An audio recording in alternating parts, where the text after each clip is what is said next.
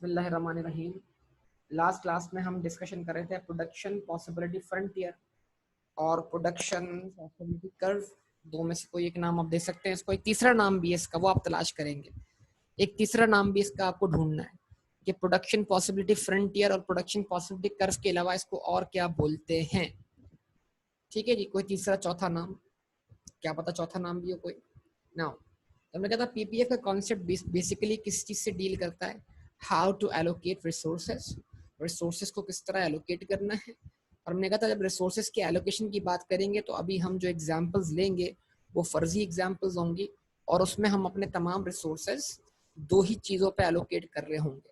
और वो एलोकेट करने वाला कौन होगा, या तो फर्म्स होंगी, फर्म्स मतलब प्रोड्यूसर्स, या कौन होगा, गवर्नमेंट होगी। और गवर्नमेंट अपने रिसोर्सेज को एलोकेट कर रही होगी सिर्फ दो चीज़ों पर। दो चीज़ें क्यों? क्योंकि दो चीज़ों में एक तो बात समझना क्या हो जाएगी, आसान हो जाएगी। दूसरा उसका डायग्राम जब बन पाएगा, जब हमारे पास, क्योंकि डायग्राम बनाते वक्त हमारे पास एक्स और वाई एक्सेस मौजूद है। सारी बातें आपसे पिछली क्लासेस में हो चुकी हैं, तो आप पिछले लेक्चर्स को रेफर कर सकते हैं यूट्यूब पर। नाउ अभी जो हम लास्ट क्लास में पढ़ चुके हैं वो हमने समझा और हम उसको दोबारा रिकॉल करते हुए चलते हैं। Suppose a country is producing two types of goods. Number one, मान लीजिए कि अपने एक मुल्क जो है अपने रिसोर्सेज, तमाम के तमाम रिसोर्सेज दो ही किस्म की गुड्स पे स्पेंड कर रहा है। Number one is civilian goods, for example food. Number two, defensive goods, for example weapons. Consider the following schedule and diagram. तो हमने कहा जनाब कि अब उसके पास मुख्तलिफ किस्म के कॉम्बिनेशंस बनेंगे, मुख्तलिफ किस्म की चॉइसेस बनेंगी। उस कंट्री की मर्जी है कि वो कौन से कॉम्बिनेशन को ऑप्ट करता है। करेगा कोई एक ही कॉम्बिनेशन जो उसके लिए सूटेबल होगा, लेकिन हम यहाँ दिखा रहे हैं पॉसिबिलिटीज, उसके वसाइल में रहते हुए क्या कुछ उसके लिए प्रोड्यूस करना पॉसिबल है। जैसे 0 food 110 weapons, 1 unit of food 105 weapons, 2 units of food and 95 weapons, 3 units of food 75 weapons, 4 units of food 45 weapons and 5 units of food and 0 weapons। ये हमने डिफरेंट कॉम्बिनेशंस करके थे बनाए थे, अगर आपको याद हो। फिर इन तमाम कॉम्बिनेशंस को हमने डायग्रामेटिकली आपके सामने रखा था।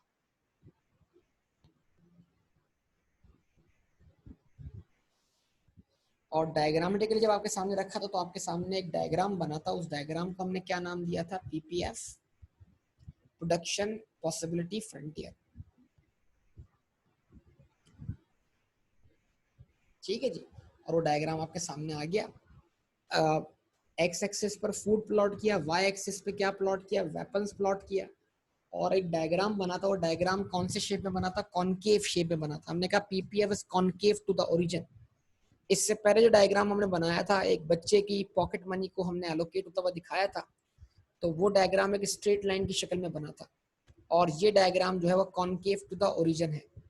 कॉम्बिनेशन ए दिख रहा है 0 food and 110 weapons. B combination दिख रहा है clearly 1 food and 105 weapons. C combination भी आपको क्लियरली दिख रहा है 2 units of food and 95 units of weapon, 3 foods units of food and 75 weapons। E combination दिख रहा है आपको 4 unit of food and 45 weapons।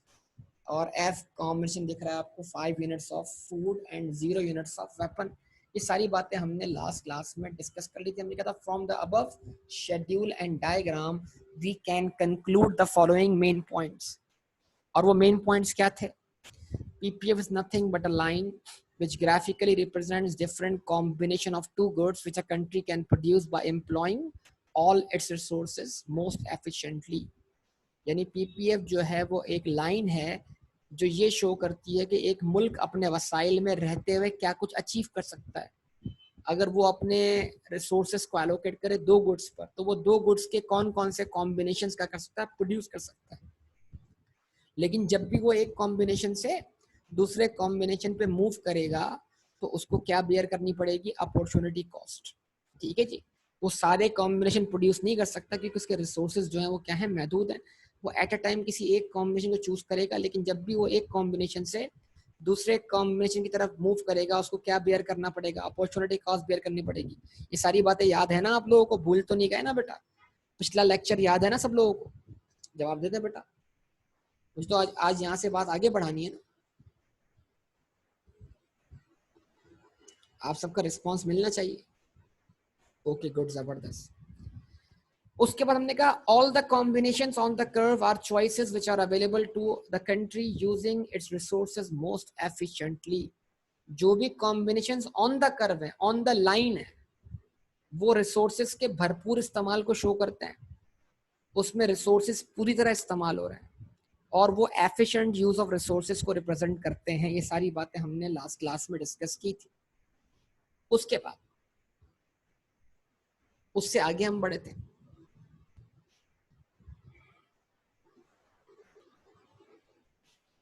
उसके बाद जनाब all the combinations inside the curve represent inefficient use of resources, that is combination G in the diagram, as we can increase X without bearing opportunity cost।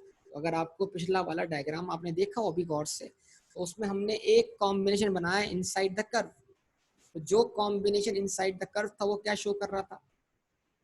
वो show कर रहा था inefficient use of resources, वो show कर रहा था inefficient use of resources को। और वो जी कॉम्बिनेशन क्या था? 2,45। हालांकि हम 2,45 के बजाय हमारे रिसोर्सेज इस काबिल है कि हम 4,45 प्रोड्यूस करें, तो हम बिला वजह फूड के 2 यूनिट्स कम प्रोड्यूस कर रहे हैं, यानी कि हम 2 से 4 पे पहुंच सकते हैं बगैर वाई को कम किए। तो अगर हम बगैर अपॉर्चुनिटी कॉस्ट बेयर किए किसी भी एक्स या वाई की वैल्यू को बढ़ा सकते हैं, तो इसका मतलब ये है कि हम रिसोर्सेज को पूरी तरह इस्तेमाल नहीं कर रहे। अच्छा जी, उसके बाद ठीक है जी, उसके बाद all the combinations outside the curve, जो कि पॉइंट एच है। तो मैंने कहा था ये जो पीपीएफ है, फ्रंटियर है, सरहद है। ये किसकी सरहद है? रिसोर्सेज की सरहद है। तो आप जो कुछ भी अचीव कर सकते हैं सरहद में रहते हुए अचीव कर सकते हैं, इस लाइन को आप क्रॉस नहीं कर सकते। तो आउटसाइड द कर्व जो भी कॉम्बिनेशन है वो अनअटेनेबल है।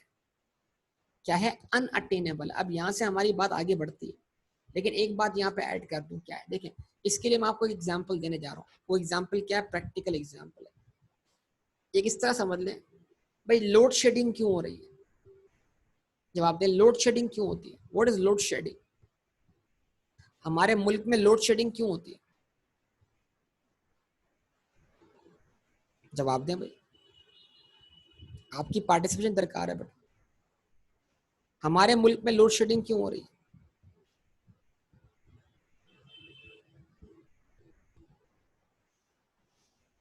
देखिए, लोड शेडिंग का मतलब क्या होता है? आपकी कंजम्पशन जो है वो ज्यादा है, प्रोडक्शन कम। तो इसका मतलब प्रोडक्शन क्यों कम है? क्योंकि आपका प्रोडक्शन पोटेंशियल कम। आपकी प्रोडक्शन पोटेंशियल क्यों कम है? क्योंकि आपके रिसोर्सेज कम।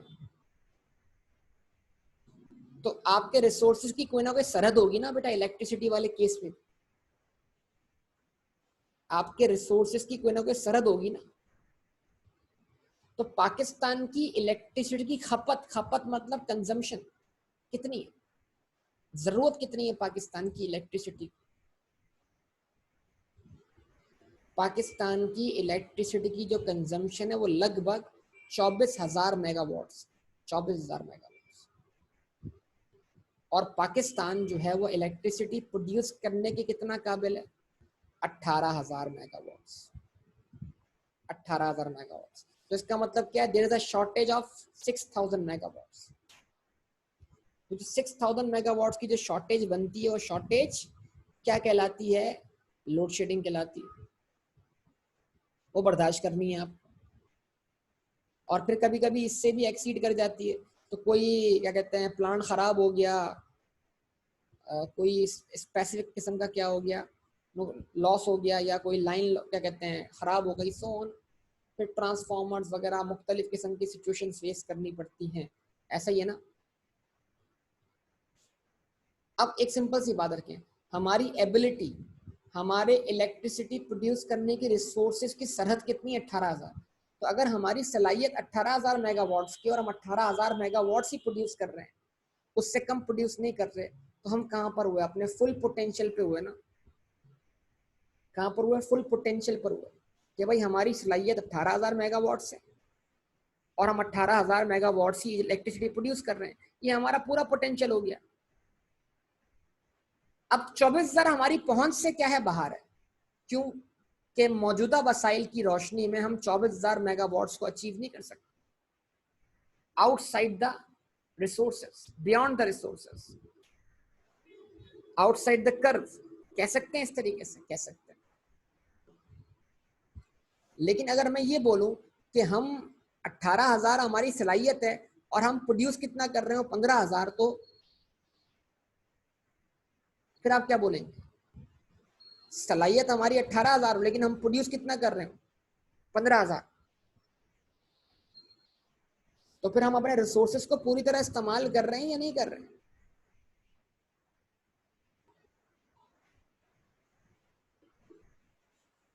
कर रहे हैं। क्या लोड शेडिंग खत्म हो सकती है?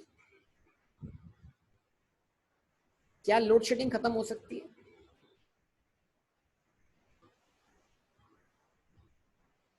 कैसे खत्म हो सकती है? अपनी प्रोडक्शन कैपेसिटी को बढ़ाकर, अपनी प्रोडक्शन कैपेसिटी को बढ़ाकर, अपने रिसोर्सेज को बढ़ाकर, ऐसे ही ना। तो रिसोर्सेज अगर बढ़ जाएं तो कल तक जो अनअटेनेबल था वो अटेनेबल हो जाएगा। अगर रिसोर्सेज बढ़ जाएं जो कल तक अनअटेनेबल था, क्या वो अब अटेनेबल हो जाएगा? तो रिसोर्सेज बढ़ने से ये सरहद आगे की तरफ मूव हो जाएगी, सरहद बढ़ जाएगी, हमारा इलाका बड़ा हो जाएगा। क्या कहते हैं इसको? हम बोलते हैं शिफ्ट। क्या बोलते हैं? Shift. Shift in PPF. Shift in PPF मतलब कि अगर आपका पीपीएफ आउटवर्ड्स मूव होता है, आउटवर्ड मतलब बाहर की तरफ, अगर सरहद आगे की तरफ मूव होती है, तो ये सरहद का आगे की तरफ मूव होने का मतलब क्या हुआ? ये आपके रिसोर्सेज में क्या शो कर रहा है? इजाफा शो कर रहा है। तो हो सकता है कल तक जो अनअटेनेबल हो, आज वो क्या हो जाए? अटेनेबल बन जाए। मुमकिन है या नहीं है? मुमकिन। खैर जनाब, तो और इसको आगे लेके चलते हैं। अब वैसे पाकिस्तान की अगर बात करें तो पाकिस्तान के पास 2 प्रोजेक्ट ऐसे हैं जिससे पाकिस्तान की लोड शेडिंग का मसला हल हो सकता है। परवेज मुशर्रफ के दौर में कराची, हैदराबाद और घारो, कराची तो ठट्टा, घारो, गारो, ठट्टा, इन तीनों के दरमियान एक ऐसी लोकेशन फाइंड की गई जहां पर हवा कभी बंद नहीं होती, जहां हवा कभी बंद नहीं होती। झम्पीर कहते हैं उसको मेरे ख्याल से, झम्पीर। तो झम्पीर एक ऐसी लोकेशन है जहां पर हवा कभी बंद नहीं होती, ठीक है। और वहां पर जो परवेज मुशर्रफ ने, वहां पर परवेज मुशर्रफ ने एक प्रोजेक्ट लॉन्च किया था विंड टरबाइन लगाने का। आज भी झम्पीर पर विंड टरबाइन लगी हुई है, लेकिन वो उतनी नहीं है जितना परवेज मुशर्रफ ने लगाने का सोचा था। आपको पता है कि अगर वो विंड टरबाइन उस तरह लग जाती, इस तरह परवेज मुशर्रफ ने लगाने का सोचा था, तो उसकी प्रोडक्शन कैपेसिटी क्या होती पता है आपको? ये कितना बड़ा प्रोजेक्ट था? ये 50,000 मेगावाट्स का प्रोजेक्ट, 50,000 मेगावाट्स, 50,000 मेगावाट्स। हमारी जरूरत कितनी? 24,000 मेगावाट्स। यानी सिर्फ एक इलाका आपको पूरे पाकिस्तान की बिजली प्रोड्यूस करके दे सकता। आगे जो बिजली बचती वो आप आगे क्या करते? सेल करते, अफगानिस्तान को बेचते, इंडिया को बेचते। जमपीर वगैरह तो इंडिया खरीद पड़ता है, इसको बेच देते, इंडिया को सेल कर सकते। आप एग्रीमेंट कैसे थे बेटा? वहां भी, इंडिया में भी लोड शेडिंग है, आपको पता है। इंडिया में छोटे इलाकों में लोड शेडिंग है, वहां पर भी स्थित। तो जरा देखिए आप कि हमारे पास जो है, कहने को तो बहुत सारे ऑप्शन। अच्छा जी, उसके बाद एक और प्रोजेक्ट है हमारे पास, थरकोल प्रोजेक्ट। और अगर वो थरकोल प्रोजेक्ट से भी इलेक्ट्रिसिटी प्रोड्यूस की जाती, जो प्रोजेक्ट था, अब वो फिजिबल है या नहीं मैं उसकी बहस में नहीं पड़ता, लेकिन जो जो बयान किया गया उसके लिए सच झूठ वो अल्लाह जानता है। वो क्या था? वो भी 50,000 मेगावाट्स का प्रोड्यूस, क्या कहते हैं, प्रोजेक्ट था। तो 50,000 मेगावाट्स का विंड टर्बाइन का प्रोजेक्ट है, 50,000 का मेगावाट्स का थरकोल का प्रोजेक्ट है। 50 और 50 क्या हो जाते हैं बेटा, 1 लाख हो जाता है। तो अगर ये दोनों प्रोजेक्ट्स फिजिबिलिटी के हिसाब से काम करें तो 1 लाख मेगावाट्स बिजली प्रोड्यूस कर सकता है पाकिस्तान, और अपनी ज़रूरत उसकी कितनी है, 24,000 मेगावाट्स। और जितनी आपके पास ऊपर की बिजली है वो आप एक्सपोर्ट करें, पैसा कमाएं।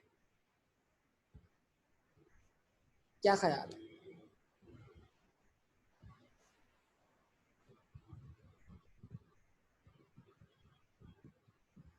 लेकिन नहीं बेटा, याद रखना बेटा, लोड शेडिंग का मसला हमारे मुल्क में हल नहीं हो सकता। अब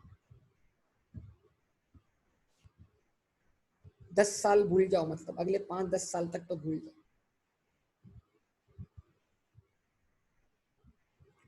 क्यों सर? कभी इमरान खान को ये बोलते हुए सुना आपने कि मैं लोड शेडिंग का मसला खत्म कर दूं? शहबाज शरीफ को तो बॉस बोलते सुना होगा आप। इमरान खान ने आज तक कभी बोला?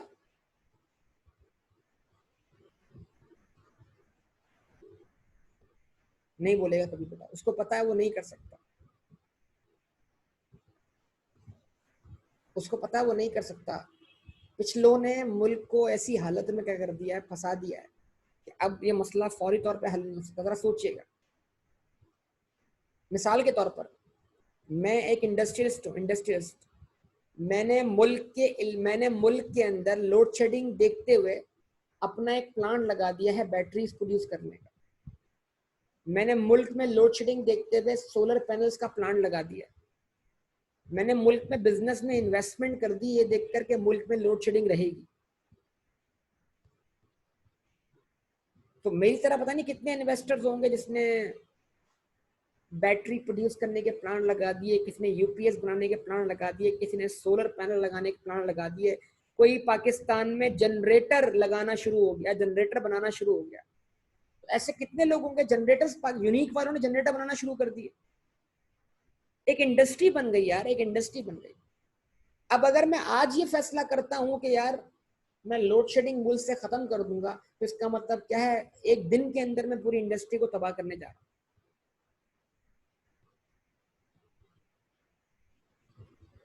समझे कुछ बात को बेटा? तो हम चाहें भी तो अभी हम फौरी तौर पे इस मसले को हल नहीं कर सकते। ये मसला रहेगा बेटा, रहेगा।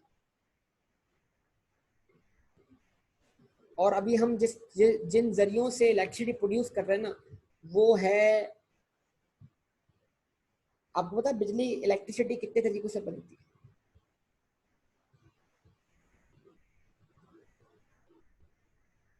हम इस वक्त इलेक्ट्रिसिटी सबसे महंगे तरीके से बना रहे हैं।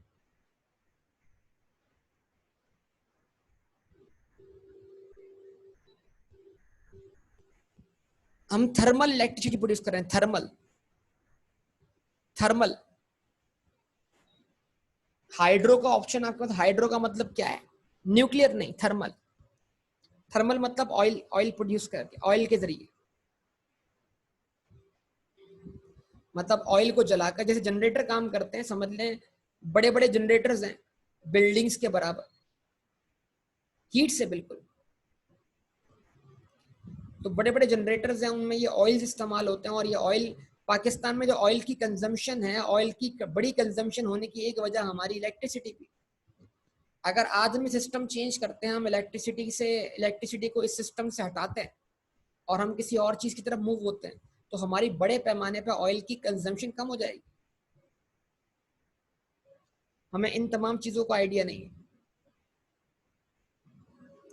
खैर, बड़े लेवल की बातें हैं कि हम क्यों ऐसा कर रहे हैं, क्यों ऐसा नहीं कर रहे, इस पे भी हम बात नहीं करते।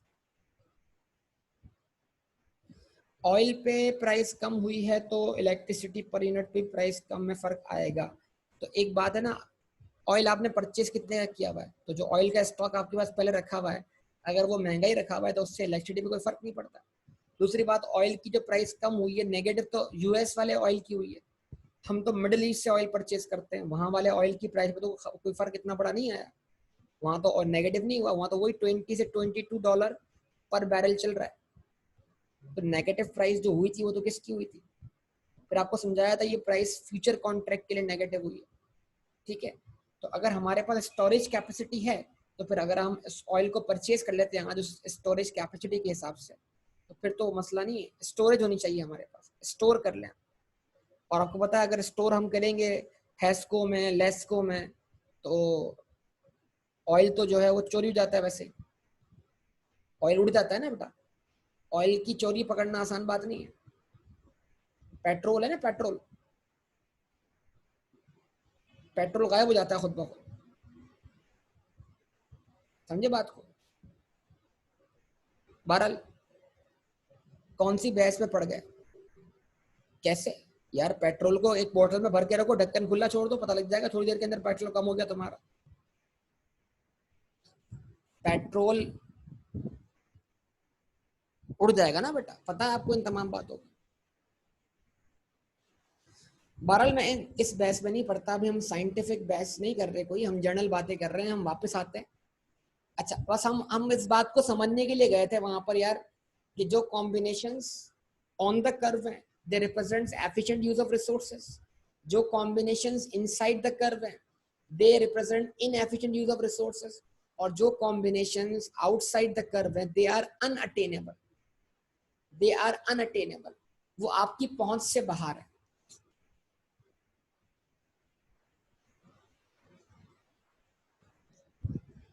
वो आपकी पहुंच से दूर है।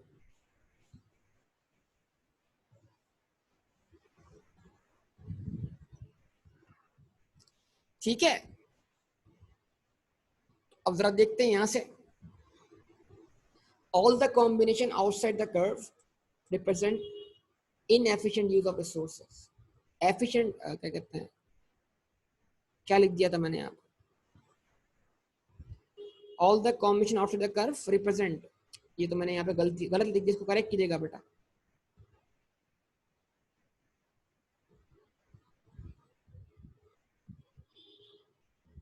जल्दी में लाइन क्या हो गई,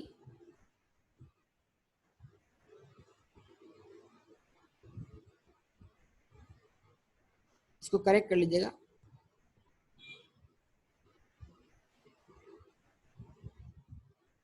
all the combination outside the curve are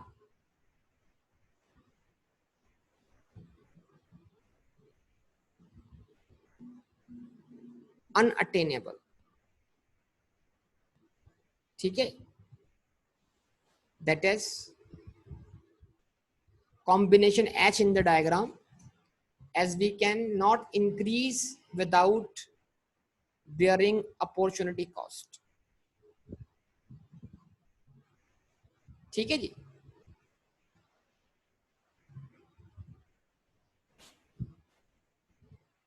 तो ये आपके सामने बातें सारी आ जाएंगी यहाँ पर, इसको लेके अनअटेनेबल। ठीक है, अब इसकी तफसील जरा हम देख लें। आप लोगों ने करेक्ट कर लिया इस चीज को बेटा, ये इनएफिशिएंट नहीं है, अनअटेनेबल है। मेरे ख्याल से लास्ट क्लास का एंड था, तो एंड में शायद होता था ऊपर वाली बात जल्दी में कॉपी पेस्ट हो गई। तो all the combination outside the curve are unattainable, that is combination H in the diagram. अभी वो, अच्छा इसमें all the combination outside the curve are unattainable, इसको थोड़ा सा और मैं एक लाइन इसमें ऐड कर दूं जो मुझे याद आ रही है अभी। अच्छा वो क्या है, unattainable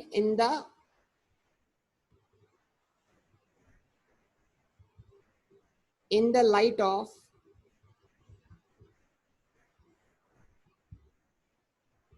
existing resources।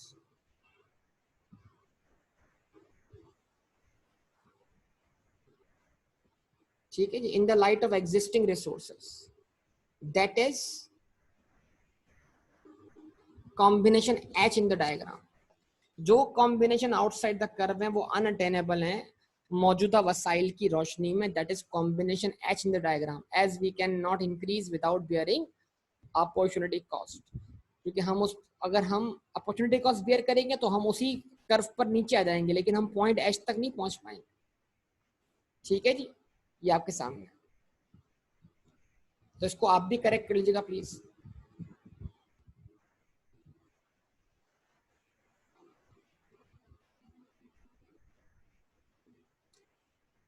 फिर हम क्या करते हैं, इसमें इजाफा करते हैं।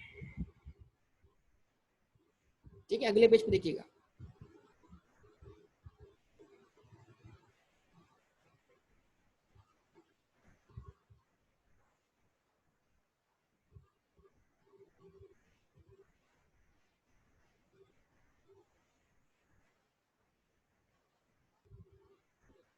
दे can only be attained by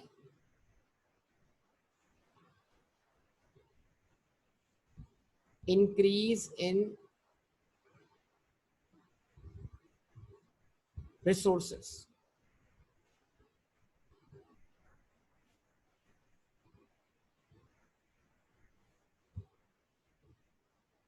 That is by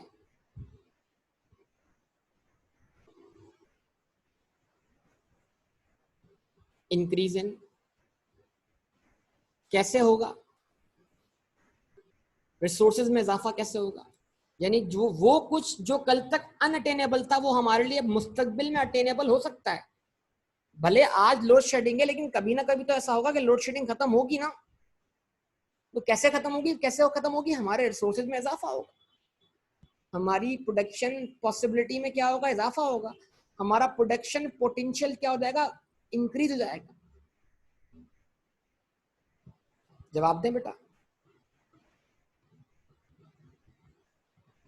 obviously उस टॉपिक में हम बाद में आ रहे हैं, अभी प्लीज एक टॉपिक तो कंप्लीट करने दें। कॉनकेव के ऊपर बात करूंगा, मैंने कहा था, मैंने कहा पास्ट पेपर का question. Okay, they can only be attained by increase in resources, that is by increase in what,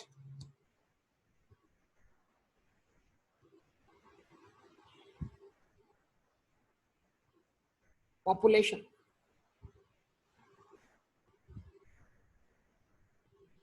population बढ़ेगी तो आपके रिसोर्सेज में इजाफा होगा, होगा। जवाब दें।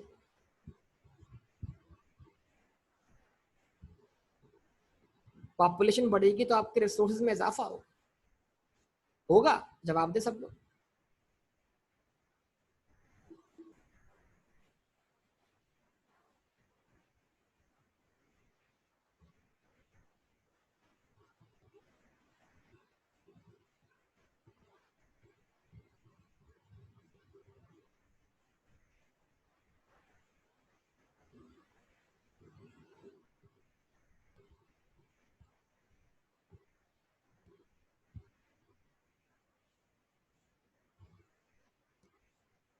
पॉपुलेशन बढ़ने से रिसोर्सेज में इजाफा होगा।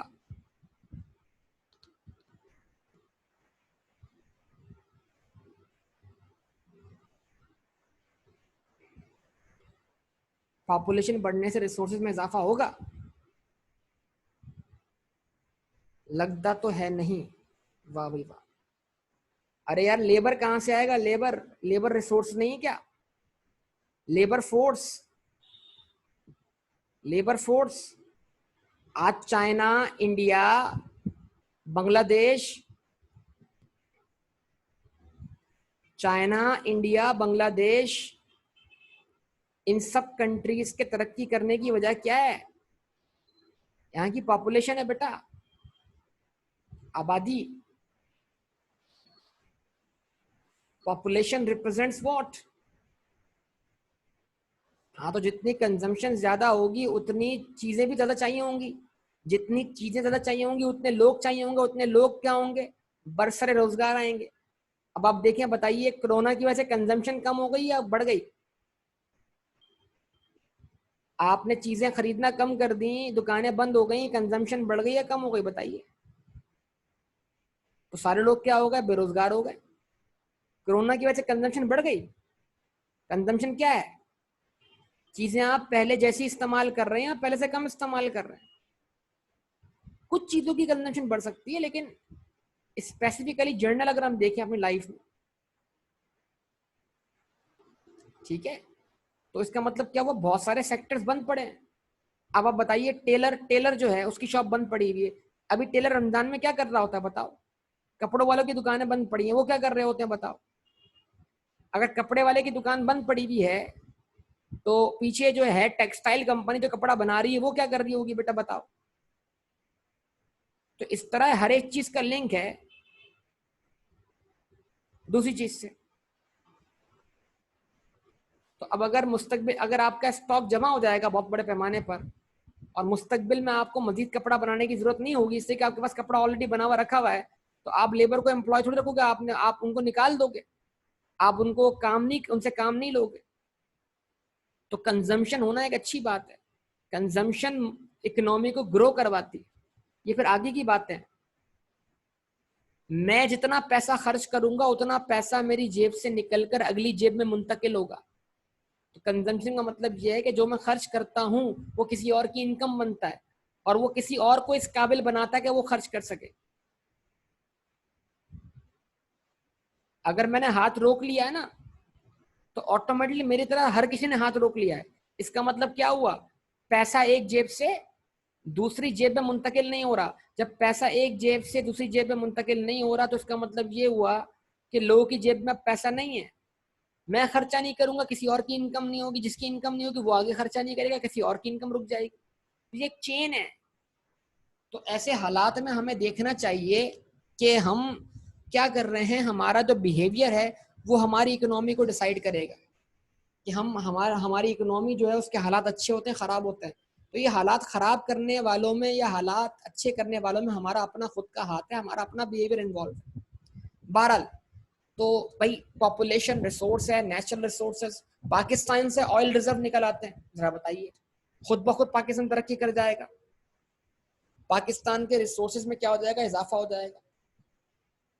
टेक्नोलॉजी इंप्रूव कर जाएगी। टेक्नोलॉजी बढ़ने से क्या होता है भाई, आप टेक्नोलॉजी की बात कर ले तो टेक्नोलॉजी की बात ये हो जाएगी जनाब कि पाकिस्तान साल में गंदम की एक फसल निकालता है, ऑस्ट्रेलिया में साल में दो गंदम की फसल निकल जाती है, डबल डबल प्रोडक्शन होती है। इस तरह समझ। तो बताने का मतलब ये है कि यार टेक्नोलॉजी इंप्रूव करके लोगों ने क्या कर दिया, प्रोडक्शन की सलाहियत को बढ़ा लिया। 1 एकड़ जमीन से आप कितना आउटपुट लेते हैं। टेक्नोलॉजी जैसे बढ़ रही है, यूरिया खादें आ रही हैं, ट्रैक्टर्स आ रहे हैं, मुख्तलिफ किस्म की मशीनरीज आ रही हैं। इन सब के आने से क्या हुआ, जो जमीन का एक टुकड़ा था पहले वो कम प्रोडक्शन देता था, उसी जमीन के टुकड़े से आप पहले से ज्यादा प्रोडक्शन लेते हैं। ऐसा होता है कि नहीं होता? तो टेक्नोलॉजी ने क्या कर दिया, आपके प्रोडक्शन पोटेंशियल को बढ़ा दिया। यस और नो? पहले खेतों में किसान जो था बैलगाड़ी से हल चलाता था, अब ट्रैक्टर से चलाता है बेटा। तो दोनों के आउटपुट में फर्क हुआ कि नहीं हुआ, रिजल्ट में फर्क हुआ कि नहीं हुआ? फर्क हुआ। तो टेक्नोलॉजी के आने से आपके रिसोर्सेज क्या हो गए, इंक्रीज हो गए। कुछ बात समझ में आई? तो इसका असर क्या पड़ा पीपीएफ पर, जरा देखिएगा।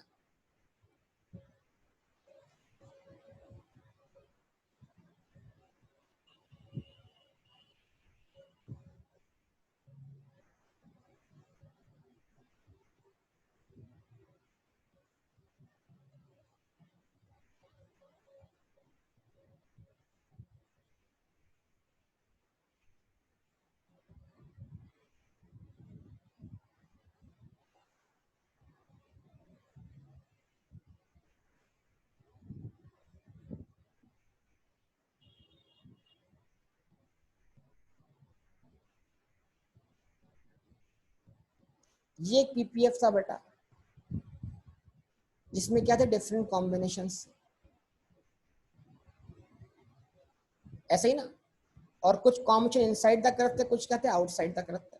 जो आउटसाइड द कर्व थे वो अनअटेनेबल थे। लेकिन अब अगर क्या होता है, रिसोर्सेज इंप्रूव कर जाते हैं, रिसोर्सेज इंक्रीज कर जाते हैं, तो जो कल तक क्या था अनअटेनेबल था, शायद वो अब क्या हो जाए, हमारे लिए अटेनेबल हो जाए।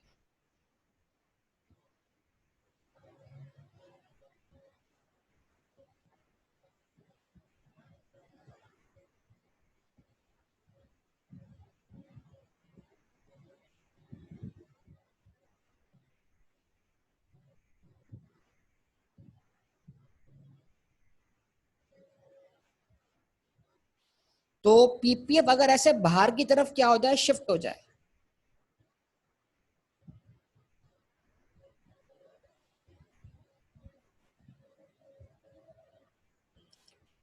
पीपीएफ अगर ऐसे बाहर की तरफ क्या होता है, शिफ्ट हो जाए, तो पीपीएफ का ऐसे बाहर की तरफ शिफ्ट होना क्या शो करेगा, इंक्रीज इन रिसोर्सेस,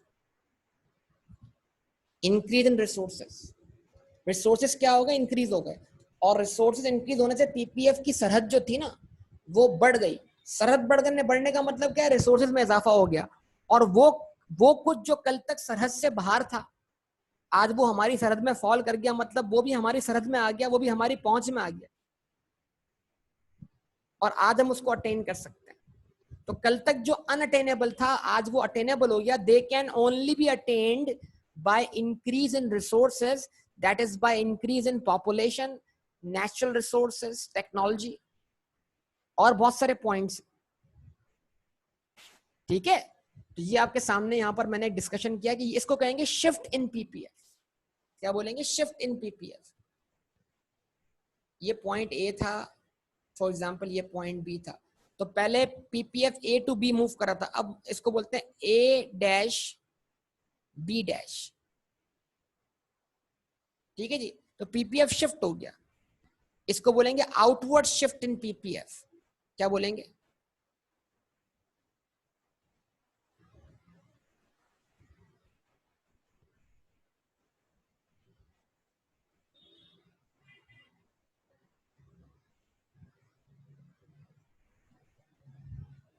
ठीक है, और एक क्या होगा,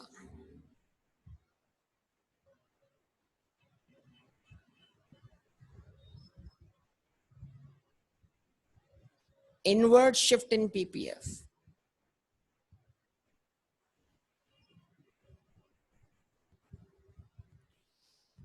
एक आउटवर्ड शिफ्ट है, आउटवर्ड मतलब बाहर की तरफ, अपवर्ड, इनवर्ड मतलब अंदर की तरफ।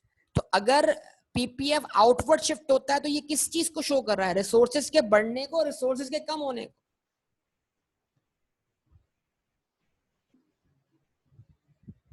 जवाब दें, जब पीपीएफ आउटवर्ड शिफ्ट हो रहा है, आउटवर्ड बाहर की तरफ, तो ये किस चीज को रिप्रेजेंट कर रहा है, रिसोर्सेज के बढ़ने को, रिसोर्स के कम होने को।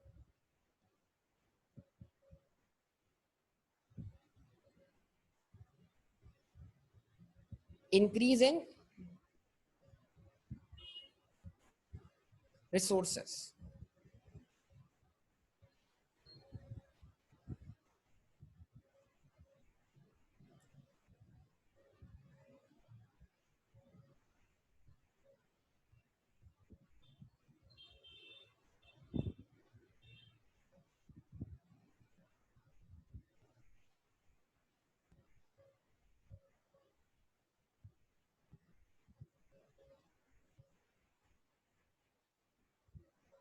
और जो इनवर्ड शिफ्ट है वो किस चीज को शो करेगा,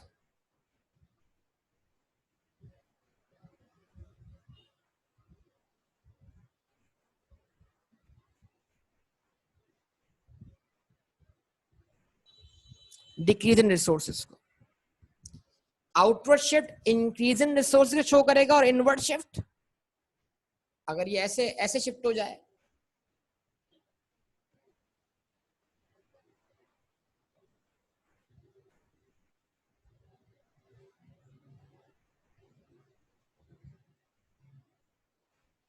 यानी कल तक जो इनएफिशिएंट यूज ऑफ रिसोर्सेज था अब वो एफिशिएंट यूज ऑफ रिसोर्स बन जाए, तो मतलब क्या हुआ, कल तक जो इनएफिशिएंट यूज ऑफ रिसोर्सेज था वो अब क्या बन जाए, एफिशिएंट यूज ऑफ रिसोर्सेज बन जाए, तो मतलब क्या हुआ, रिसोर्सेज बढ़ गए या कम हो गए।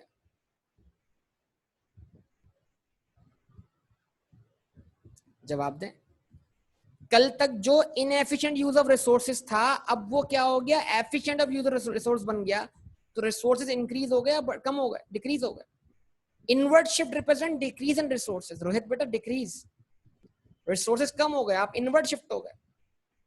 कल तक जो आपके लिए इनएफिशिएंट था आज वो आपके लिए क्या बन गया, एफिशिएंट बन गया। कल तक आप उसको प्रोड्यूस करने के बाद आपके रिसोर्सेज बच रहे थे, अब आपके रिसोर्सेज बच नहीं रहे, मतलब पूरे हो रहे हैं, इसका मतलब क्या हुआ कि आपके रिसोर्सेज अब पहले से कम हो गए। ठीक है, ये तमाम बातें आपके सामने रख दी मैंने। तो जनाब यहां तक उम्मीद करता हूं आपको बात समझ में आई होगी। तो पीपीएफ से हमें क्या सीखने को मिला, अब यहाँ पे एक चीज हमें लिखनी है, यहाँ पर क्या लिखना है, ये पॉइंट हमारा कौन सा चल रहा था, ये पॉइंट हमारा 4 चल रहा था। अब point number 5,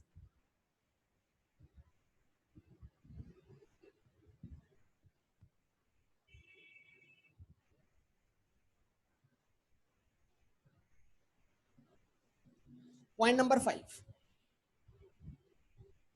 PPF illustrates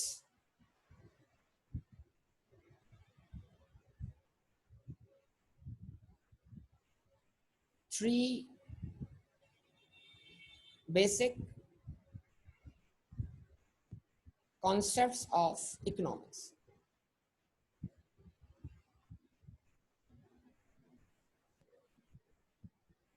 PPF illustrates three basic concepts of economics. PPF पढ़कर हमें इकोनॉमिक्स के बुनियादी 3 कॉन्सेप्ट समझ में आते हैं। वो क्या कॉन्सेप्ट्स हैं? PPF illustrates three basic concepts of economics. वो क्या कॉन्सेप्ट है बताएंगे जरा? Number 1,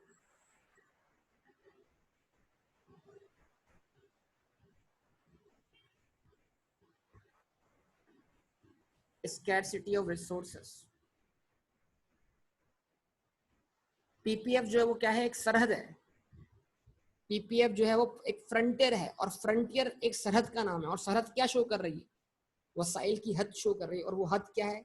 scarcity of resources. क्या आपके रिसोर्सेज स्कैर्स हैं? आप सब कुछ अचीव नहीं कर सकते। कोई चीज आपके लिए अनअटेनेबल भी हो सकती है। जवाब दे, रिस्पॉन्स करें बेटा सब लोग। Scarcity of resources. अच्छा जी, उसके बाद नंबर 2,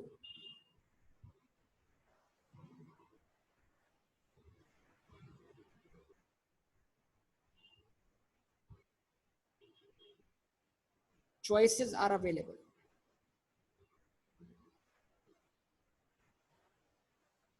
तो जब रिसोर्सेज स्कैर्स है तो आपको ये तय करना पड़ेगा कौन सी वांट पूरी करनी है और कौन सी पूरी नहीं करनी। ऐसे ही choices are available, कौन सा कॉम्बिनेशन प्रोड्यूस करना है, कौन सा प्रोड्यूस नहीं करना।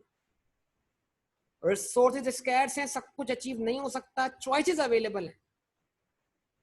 चॉइसेस अवेलेबल, जवाब दीजिए। ऐसे ही है, ओके। तो जब आप एक चॉइस से दूसरी चॉइस पे मूव करते हैं, आप एक वांट को सेक्रीफाइस करके दूसरी वांट पूरी करते हैं, तो आपको बुनियादी चीज क्या बेयर करनी पड़ती है? सबसे इंपॉर्टेंट टॉपिक जो है पीपीएफ का, वो सबसे इंपॉर्टेंट टॉपिक क्या है?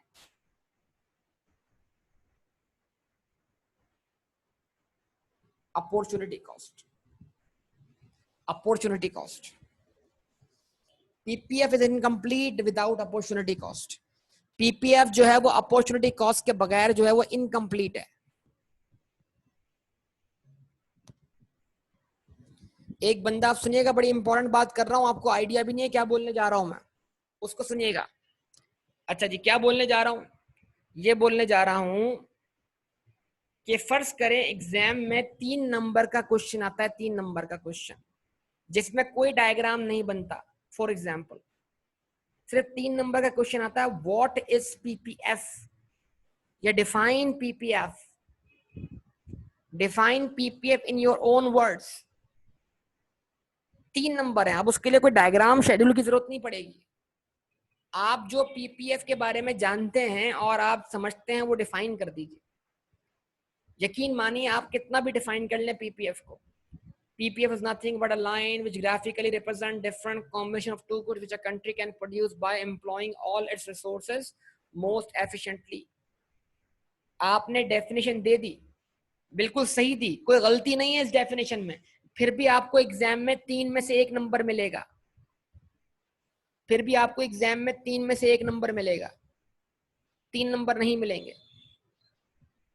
क्यों? थ्योरी का एग्जाम है इसलिए। थ्योरी का एग्जाम है इसलिए।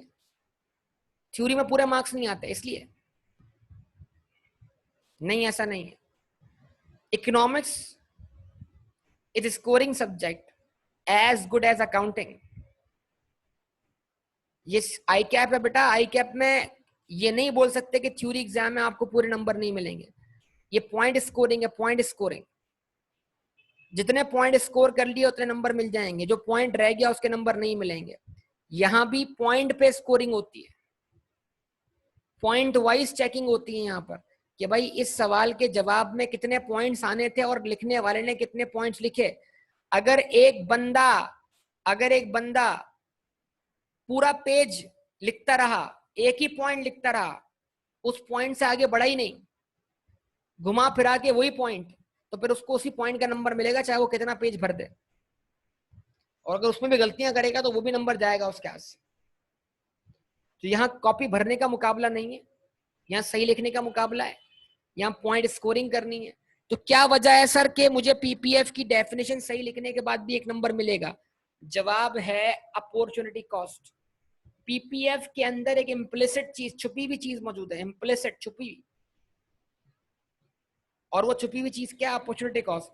जो पेपर में पीपीएफ डिफाइन करके आया, लेकिन जो शख्स पेपर के अंदर पीपीएफ का छुपा हुआ कॉन्सेप्ट जो है अपॉर्चुनिटी कॉस्ट डिफाइन करके नहीं आया, वो मार्क्स लूज कर गया। पीपीएफ की डेफिनेशन में 2 नंबर सिर्फ अपॉर्चुनिटी कॉस्ट के। तो अगर एक बंदा पीपीएफ डिफाइन करता है लेकिन अपॉर्चुनिटी कॉस्ट डिफाइन नहीं करता, तो वो अपने मार्क्स लूज करेगा। ये समझने की जरूरत है हमें। तो हमें इकोनॉमिक्स के पेपर में मार्क्स लेने आने चाहिए। अगर एक बच्चा रट्टा मारता है लेकिन उसको ये नहीं पता कि रट्टा कौन सा कहाँ इस्तेमाल करना है, या मुझे यहाँ पे जवाब किस तरह डिजाइन करना है, मुझे आंसर किस तरह यहाँ पर डिजाइन करना है, आंसर डेवलप करना है, मेरा स्क्रिप्ट क्या होना चाहिए, एग्जामिनर की रिक्वायरमेंट के मुताबिक है या नहीं है, तो फिर वो कैसे स्कोर कर पाएगा? तो यकीन मानिए पीपीएफ की 3 नंबर की डेफिनेशन में 1 नंबर पीपीएफ का है, 2 नंबर अपॉर्चुनिटी कॉस्ट की। तो इस तरह की छुपी हुई बातें हमें पता लगनी चाहिए वक्त के साथ साथ, और हम इन चीजों पे काम करेंगे ऑब्वियसली। मेन चीज क्या है कि आपकी राइटिंग स्किल्स, आप क्या लिख रहे हैं। अभी तो मैं जो लिख रहा हूँ वो आप लिख रहे हैं, ठीक है ना, लेकिन आपकी भी अपनी राइटिंग स्किल्स होनी चाहिए कि आप जरूरत के तहत अपना आंसर ड्राफ्ट कर सकें। Drafting is very much important here. आपको ड्राफ्टिंग आनी चाहिए बेटा।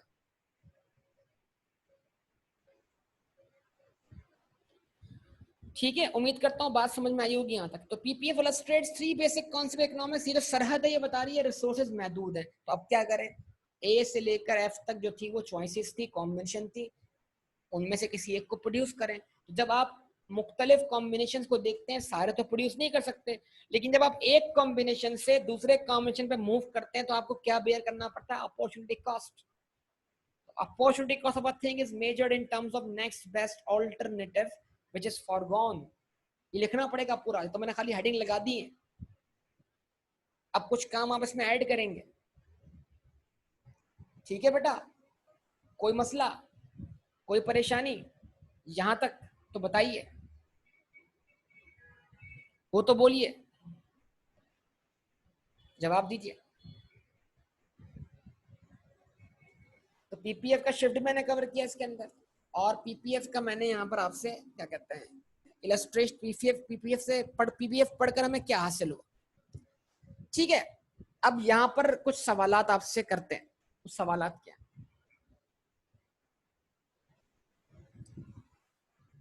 पेपर में सवाल आता है, सवाल क्या आता है, अगले पेज पे चलता हूँ। ये मतलब ये टॉपिक मेरा यहाँ तक कंप्लीट हो गया। अगर पेपर में सवाल ये आता है explain and illustrate production possibility frontier. Explain, अगर पेपर में सवाल आता है explain and illustrate production possibility frontier, production possibility frontier को एक्सप्लेन भी करो और इलस्ट्रेट भी करो। ठीक है, तो जो मैंने लिखा है ना इन तमाम पेजेस पर, 3 पेजेस के ऊपर, ये जवाब बनेगा आपका एग्जाम में। ये कम से कम ये 9 से 10 नंबर का जवाब होगा, 9 to 10 मार्क्स। ये 4 पेजेस जो हैं, explain and illustrate production possibility frontier, यहां से जवाब शुरू होगा और ये जवाब चलता रहेगा।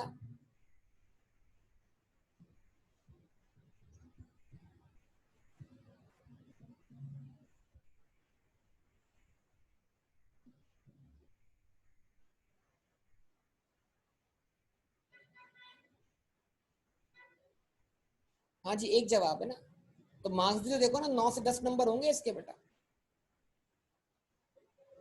इस बात को भी तो समझो ना, 9 से 10 नंबर का जवाब होगा।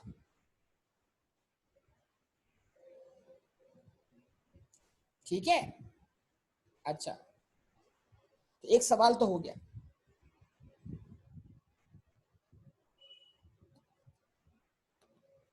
ऐसा भी है ना, 9 से 10 नंबर का भी एक सवाल आता है। बिल्कुल, ये पूरा मैंने आंसर ड्राफ्ट किया एग्जाम के लिहाज से। इसमें थोड़ी सी अमेंडमेंट आप करते हैं, अपॉर्चुनिटी कॉस्ट की डेफिनेशन आप लिख दीजिएगा पूरी। ठीक है, अच्छा, और इसी के मैं आपको नोट्स भी दे दूंगा, तो नोट्स में भी आपको इस तरह लिखा हुआ मिल जाएगा। ये तो मैं आपको समझा रहा हूँ, और इस तरह लिख रहा हूँ तो कि आप भी अपना रजिस्टर मेंटेन करें, आपको लिखने की आदत लग जाए। अच्छा जी, एक सवाल है, तो सवाल क्या है, why PPF is concave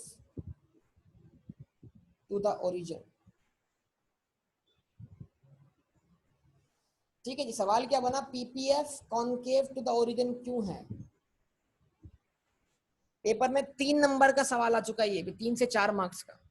Y PPF is concave to the origin, I cap का पास पेपर है, 2 से 3 दफा सवाल आ चुका है एग्जामिनेशन में, आई कैप की तारीख में। Why PPF is concave to the origin, concave का मतलब क्या होता है,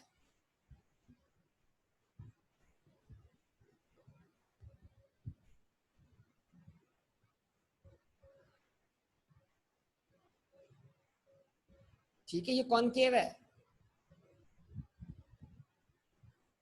बबलू वाला क्या था, स्ट्रेट लाइन था। एक शेप और होता है, इसको कॉन्वेक्स बोलेंगे। तो पहला कॉन्केव है, दूसरा स्ट्रेट लाइन है, डाउनवर्ड स्लोपिंग। तीनों में एक बात कॉमन है, तीनों में एक बात डिफरेंट है। ये तीन जो आपके सामने छोटे से मैंने शेप बना दिए हैं, तीनों में एक बात कॉमन है और तीनों में एक बात डिफरेंट है। तीनों में कॉमन बात क्या है, तीनों की कॉमन बात बताइए। तीनों जो है वो डाउनवर्ड स्लोपिंग है, तीनों में एक्स और वाई का इनवर्स रिलेशनशिप है, तीनों डाउनवर्ड स्लोपिंग है कि नहीं है, जवाब दीजिए। ऐसे ही है ना, लेकिन तीनों में एक बात डिफरेंट है, तीनों का शेप डिफरेंट है, डाउनवर्ड स्लोपिंग होते हुए शेप डिफरेंट है कि नहीं। तो सवाल क्या है, सवाल ये है बस, सवाल ये है कि why PPF is this concave, ये क्यों है PPF कॉन्केव क्यों है, ये और ये क्यों नहीं है। Why PPF is concave to the origin, why it is not a straight line, why it is not convex to the origin, why it is concave, बताइए।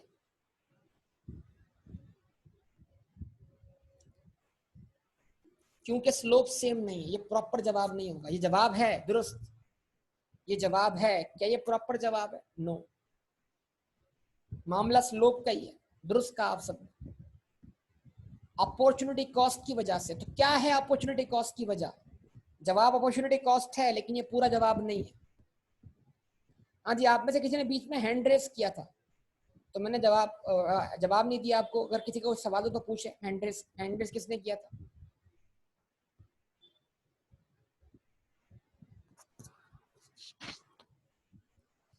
जवाब दे बेटा।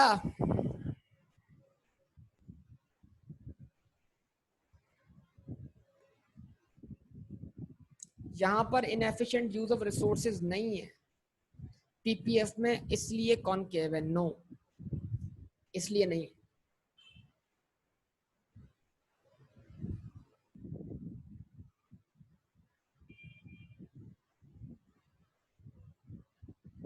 ओके, तो आप में से आप लोगों ने स्टडी टेक्स्ट नहीं पढ़ा इस हवाले से।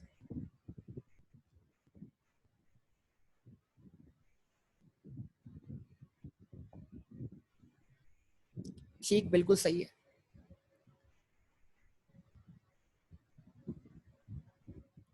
अब एक काम ये करें ना, एक काम ये करें सब लोग, आप लोग क्या करें, इसका आंसर तैयार कर, आप इसको कोशिश करें कि आप इसका आंसर तैयार करें, इसका आंसर ड्राफ्ट करें। आप लोग कर लेंगे आंसर ड्राफ्ट इसका? आपको थोड़ा टाइम दिया जाए इसका आंसर निकालने के, ढूंढने के लिए, या मैं ही इसका जवाब लिख दूं अभी? अगर आप बोलते हैं अभी जवाब दे दे, मैं अभी जवाब दे देता हूँ इसका, या आप लोगों को मौका दिया जाए आंसर तलाश करने का, जैसा आप चाहें वैसा। बोलेंगे तो मैं ही जवाब देता हूँ अभी, या बोले तो आपको मौका देते हैं। चले, आपको चांस दें। चले, तो इस क्लास को मैं यहाँ पे एंड करता हूँ, इस बात पर कि आप अगली क्लास में इस सवाल का जवाब लेकर आएंगे, why PPM is concave to the origin. पहले आप इसको स्टडी टेक्स्ट से ढूंढें, स्टडी टेक्स्ट में मिलता है कि नहीं मिलता। अब तो स्टडी टेक्स्ट क्या कहते हैं, पीडीएफ है, पीडीएफ में तो कोई भी चीज सर्च की जा सकती है, ठीक है ना, तो उसका फायदा उठाएं। और अगर आप इंटरनेट को यूज करना चाहें तो उसको इंटरनेट पे भी ढूंढ सकते हैं जवाब, लेकिन देखते हैं कौन कितना सॉलिड जवाब लेकर आ सकता है। हाँ जी, पेज 22 पर है, देखिएगा भाई सब लोग, पेज 22 पर देखिएगा, तो ढूंढिएगा जवाब कि ये पीपीएफ कॉनकेव क्यों है। सवाल, पीपीएफ स्ट्रेट लाइन हो सकता है, हाँ बबलू वाले केस में हो सकता है। अगर बबलू का पीपीएफ है तो हो सकता है, बबलू का नहीं है तो नहीं हो सकता। इसमें भी बात करूंगा अगली क्लास में। बबलू मतलब बच्चा जिसके पॉकेट मनी है। ठीक है, तो इसको मैं फिलहाल यहाँ पे स्टॉप करता हूँ, इंशाल्लाह बाकी डिस्कशन हम अगली क्लास में करने जा रहे हैं।